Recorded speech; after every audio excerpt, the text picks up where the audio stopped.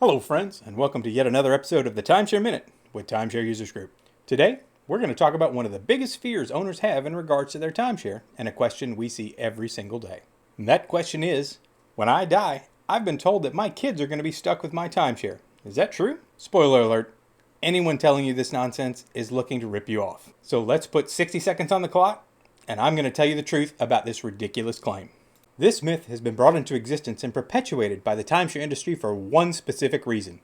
It's an amazingly effective fear tactic to exploit against timeshare owners, especially the elderly. This is because there's likely no greater fear for a parent than to be a burden on their children when they die. The fact is, unless your children or heirs are already listed as owners on the membership or on the deed, you dying is magically not going to change that. Think about it another way.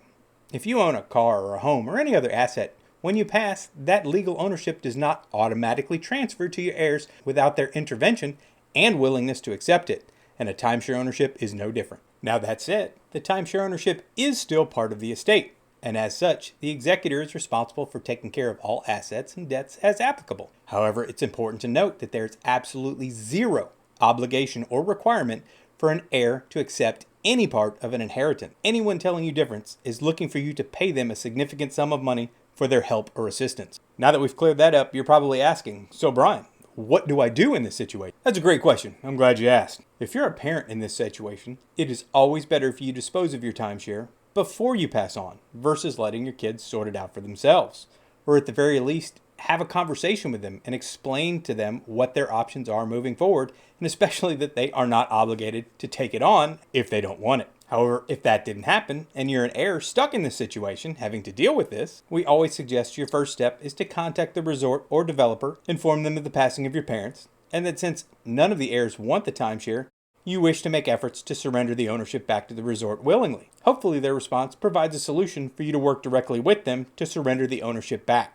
Note that in some states, probate can throw a few wrenches into this process. They make it far more cumbersome or difficult to actually jump through the hoops required to transfer the ownership back to the resort. But I repeat, no matter what anyone tells you, your children or heirs do not automatically become responsible for any timeshare ownership, period. I'll say it louder for those in the back. None of your children are going to be forced to take over your timeshare. Folks, there is so much bad information out there spread by upfront fee resale, cancellation, and exit company, whose only goal is to part you from more of your hard-earned money.